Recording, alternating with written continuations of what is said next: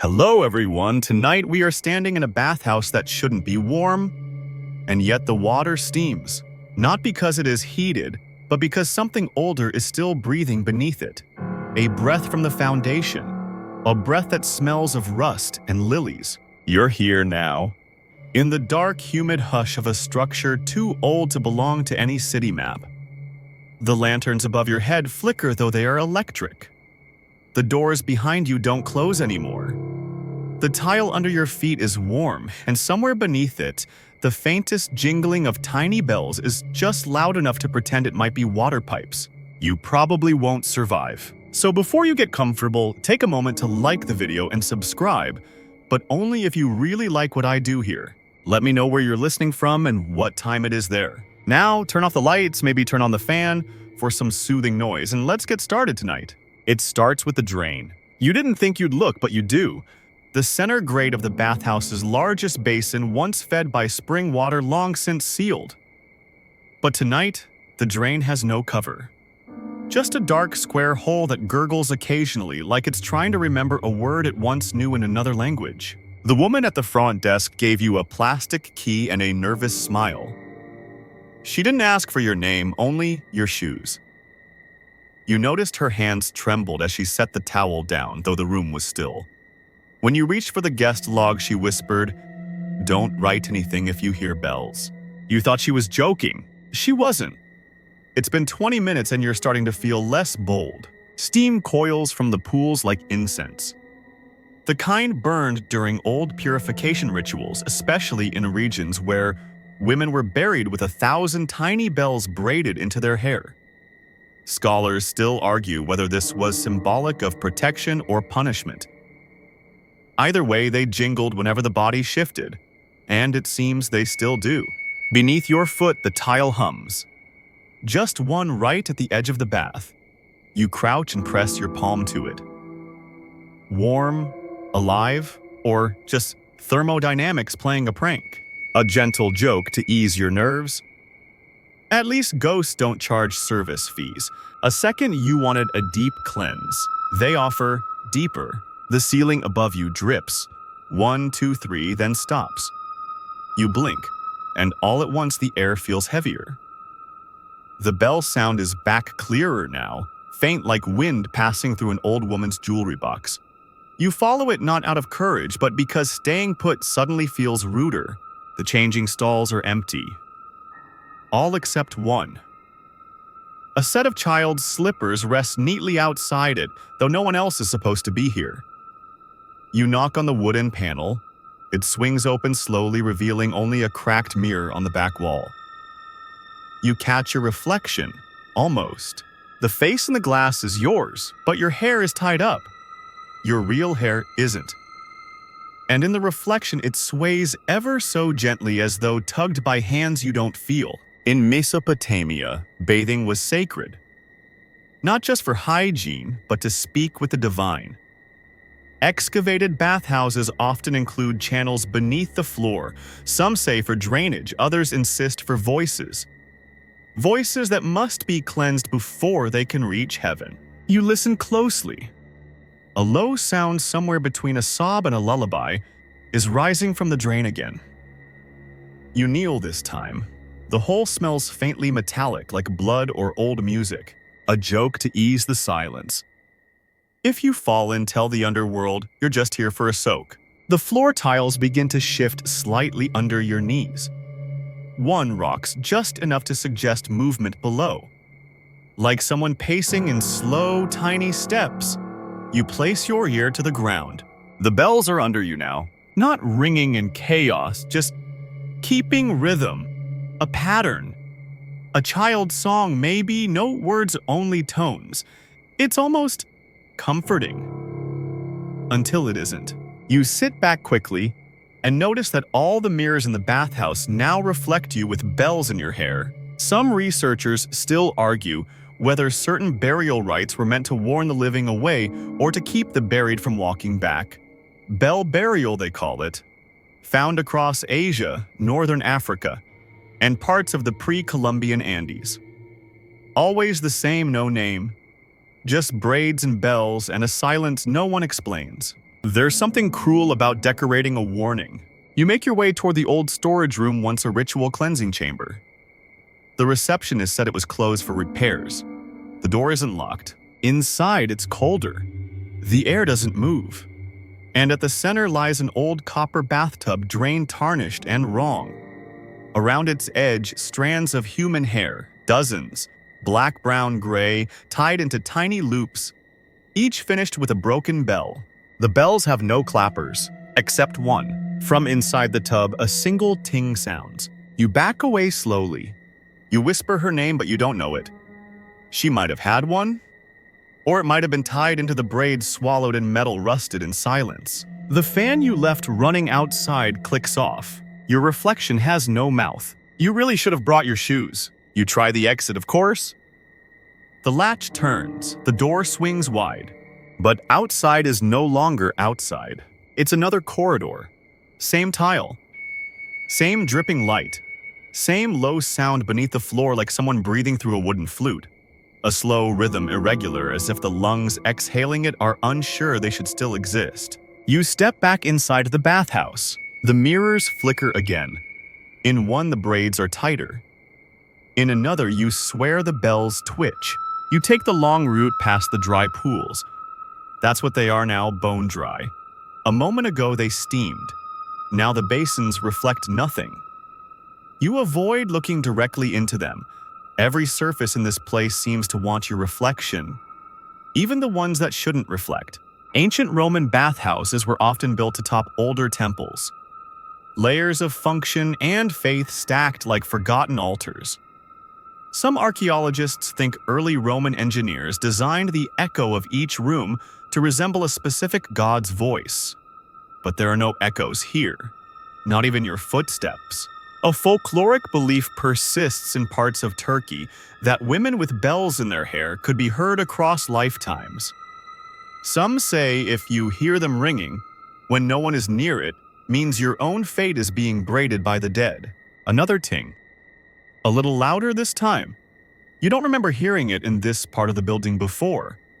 But sound travels strangely now, as if it's folding over itself. As if the air is a garment being stitched and unstitched while you stand inside it. You pass a notice on the wall, something handwritten in charcoal. No whistling after the third bell. The writing stops there. The rest of the wall is scraped clean. No plaster, no dust. Just stone veined and pale like old skin. A joke just to ease the tension. At least the bell ringer respects local sound ordinances. Another. On the bright side, your reflection seems to be having a great hair day. You enter the long hall that once led to the plunge bath. Its ceiling arches overhead, blackened by age or fire, or both. One small bulb pulses near the back, its light just barely illuminating a set of footprints across the damp floor. Small, barefoot, irregular. They look like they were made by someone trying to walk very quietly. They vanish at the far end near a wooden bench that wasn't there before. You sit just for a moment. The bench groans. The wood is darker than expected oak or something older. A brass comb lies beside you. When you pick it up, a strand of hair curls around your finger. It isn't yours. You glance back at the mirror directly opposite. Your reflection is gone, but the bells remain. A final joke while there's still time to laugh. You've entered the stage of haunting where the furniture gets opinionated. A soft breeze kisses the back of your neck. The hallway is still sealed. You look up. One of the old ceiling grates shifts slightly and something falls from it, light as ash. You catch it before it hits the floor. A braid, tiny, child-sized, bound with red thread and a silver bell long corroded. The smell that comes off it isn't decay. It's shampoo. Almond, maybe. The corridors are longer now. That's not metaphor. You count the tiles again. There are more than before. The walls aren't closing in. They're receding, making room. You begin to understand. She's not locked in here with you. You're being braided into her. Some scholars still doubt the theory that certain prehistoric burial sites, especially those containing plaited hair, were ever intended as resting places. One hypothesis suggests they were never graves at all, but entrances, unmapped doorways to ceremonial chambers beneath the chambers. No one agrees what these sub-chambers were for. Some say offerings, others say listening. You descend a staircase you don't remember. It's not lit. But you can see. Not clearly, but enough. Enough to make out the shapes on the walls, painted faces, all with missing mouths. Some have eyes, replaced by polished stones. Others have braids etched across their foreheads like crowns. The sound is louder here, not just the bells. The voice. It hums just under the threshold of your hearing, like someone trying not to wake the baby in the next room. It sings in the wet hush of ceramic pipes. It trembles in the spaces between drips. It breathes through you. The floor is warm, and one tile rises just slightly as you step near. You crouch. You knock gently. From below, 3 short rings. Ting, ting, ting. You do not whistle. You are learning. You do not speak. You are listening. You press your hand flat to the tile. It responds. And deep. Impossibly deep beneath the bathhouse, the comb you left on the bench begins to drag itself across the floor, slow as sediment pulled by a thread you can't see. The air is changing. It tastes like dust now. Not the dry, forgotten kind, but ceremonial dust.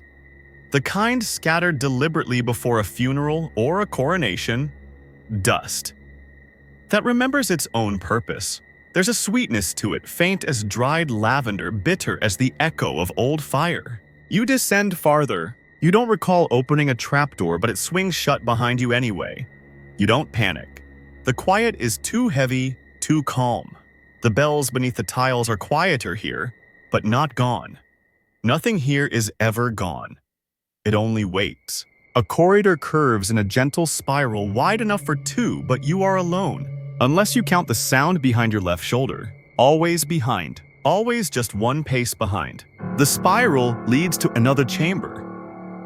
Here the walls are obsidian, polished to the point of cruelty. Your reflection is complete now.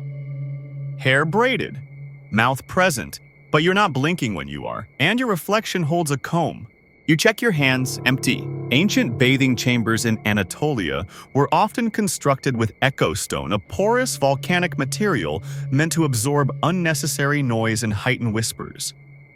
This one absorbs everything but ringing. That it amplifies.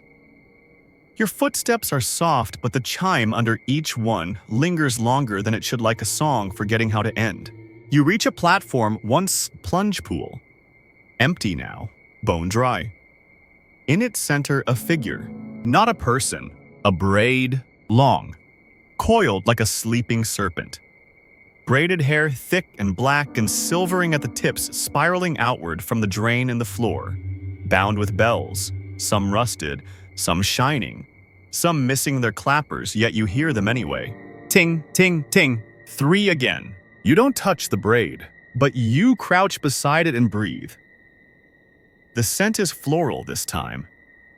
Evening primrose. Something women used in ancient times to soften pain. The kind of herb left on stone altars beside cracked mirrors, or inside urns whose lids never quite stay closed. A joke for the brave. At least she conditioned regularly. Another, you could leave now.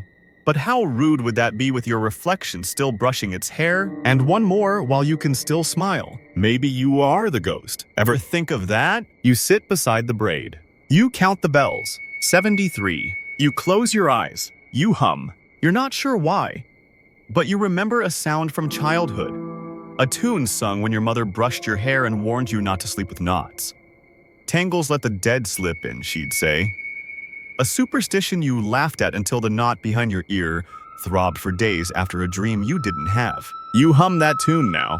The braid moves. Just slightly. It tightens, reshapes itself, pulling inward. As if it recognizes the melody.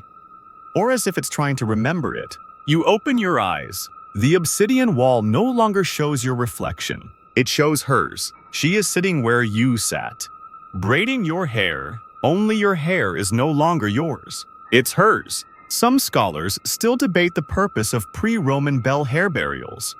One lesser-known theory suggests they were not funerary but custodial, that the bells signaled which women were chosen to carry the voices of others, that the hair was a net, and the bells warning buoys on its surface. In one Turkish excavation, a burial was found beneath a bathhouse with no bones, only braid, over 8 feet long, no face, no name, just hair combed and preserved. Her bells were still tuned. You place your hand on the drain. It's not a drain anymore, it's a mouth. Not open, not wet, just ready. You hear a voice not outside but inside the walls. A whisper in a language too old for vowels. It curls in your ear like steam. It does not ask. It offers to join, to become braid, to carry what others forget, to tangle gently. You stand. The braid lifts slightly in response. Not in threat, in invitation, like a rope dropped from a dark place above or below. The chamber tilts, only slightly, like something very large, very old, is turning over in its sleep beneath the bathhouse. The bells ring once more. Ting! But this time from your own hair. You did not tie them in, but they are there. And your scalp remembers fingers that were not yours. You walk differently now, not with fear or even curiosity. Something looser, like your hips have remembered a rhythm not taught but given. Each step sets off the faintest ting from somewhere in your hair, though you still haven't seen the bells directly. But the sound is unmistakable. It trails behind you like a second voice, or a small animal at your heels. You're not underground anymore. That much is clear the moment you pass the final column of the spiral hull and step out into the steam again. The bathhouse has changed. It's no longer abandoned, not quite. There are figures now glimpsed in the fog, seated by the pools, still, not turned towards you, but clearly aware. Women, dozens. Some wrapped in towels, others bare as statues, their faces obscured by hair too long to be real. The air is warmer, too thicker, as if something has been waiting to be noticed. You try to speak, but the words get caught.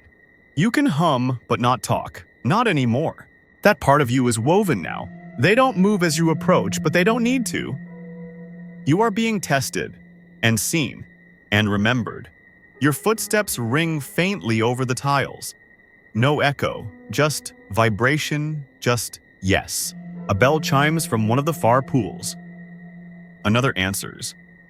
Then another. Not chaos, a pattern. Around. In ancient Silla Korea, royal women were often buried with strings of bells braided into their wigs. Not as decoration, but as witnesses. The bells were tuned to different notes so that when the grave was disturbed, they would sing in chords. Some scholars say these chords were names. Others say they were questions. Tonight, the bathhouse asks you a question. You just don't know what it is yet. Your reflection reappears in one of the tiles near your foot. But it's standing still while you move. Its mouth is open slightly, forming a shape you can't hear. You kneel, draw closer. The tile fogs with your breath.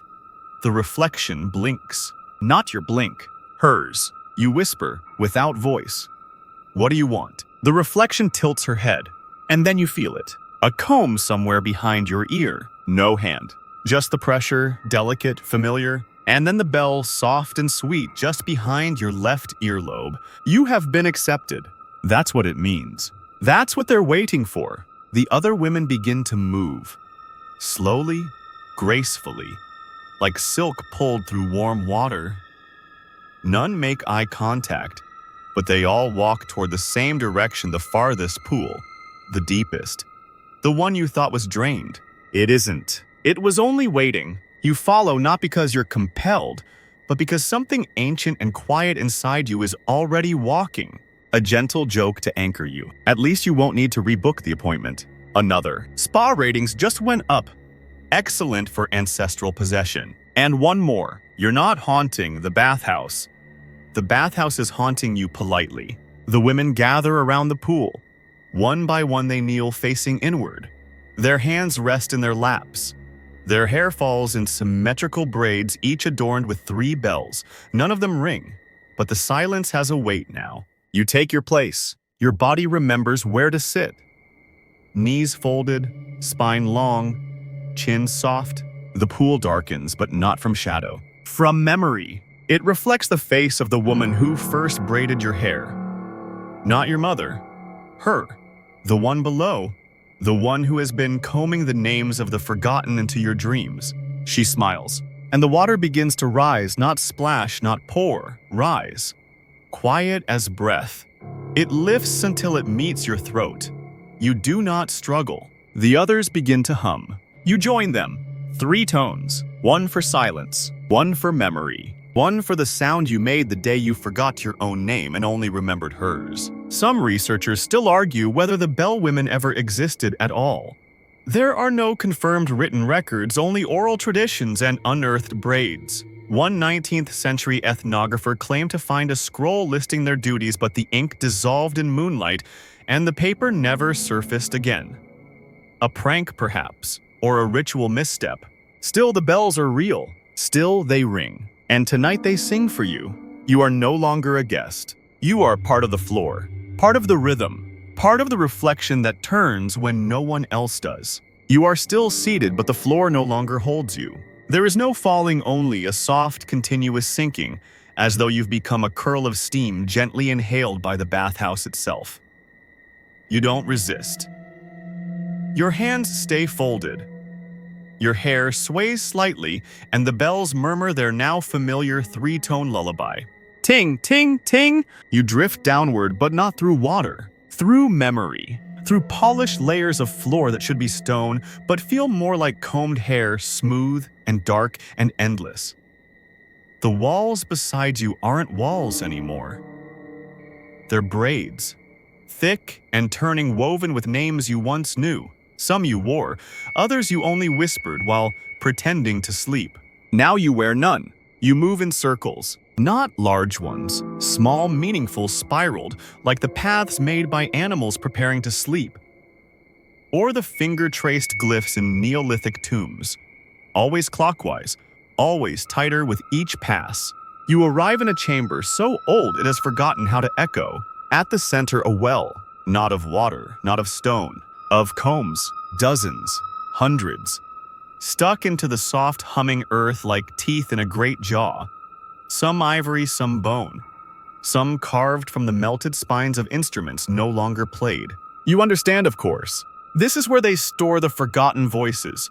Where every lost name, misheard word, stifled scream, and bedtime hum is gathered, combed through and tuned. You are here to listen. A real ancient fact. In several ancient cultures, Sumer Sardinia and parts of early Japan combs were buried with women not for vanity but for protection. The teeth of a comb were believed to trap wandering spirits, especially those that entered through tangled hair or grief left unspoken. Here the combs sing, not aloud but in pressure, in weight, in a soft pulling at the scalp of your soul. You walk between them. Each one thrums differently as you pass. One reminds you of the first time someone brushed your hair gently. One of the last time they did. One of a voice you didn't realize you'd forgotten until this moment. You reach the center. There is no throne, no guardian, only a pair of scissors. Ancient, gilded, carved with bell patterns down the handles. They are not for cutting. They are for choosing. You pick them up. They hum in your hands. And from the braid above, yes, the braid you followed, that coiled itself in the pool and wrapped the bathhouse in its slow breath, a strand begins to lower. It begins to... Your strand.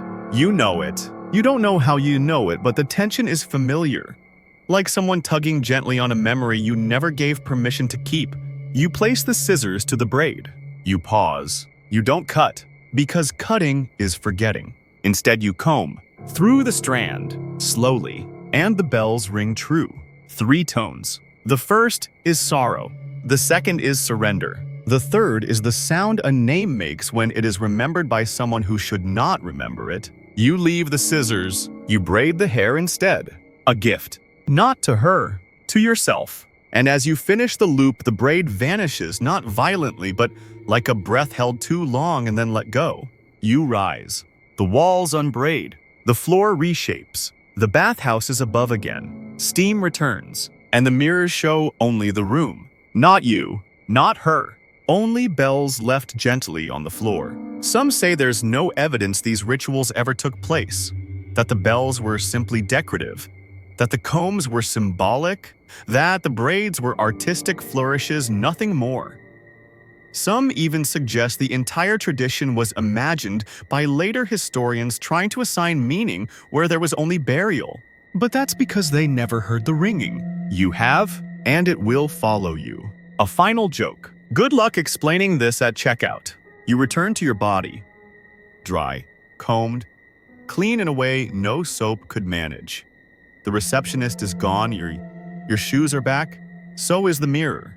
It smiles at you. You smile back. Outside the sun is setting, or rising. It doesn't matter. You carry the bells now. Not on your head, but inside your voice. Every word you say from now on will ring a little differently. People might not notice, but mirrors will, and drains. And wind that passes through empty bathhouses, and the hair of children you haven't yet met. They'll hear it. Ting, ting, ting.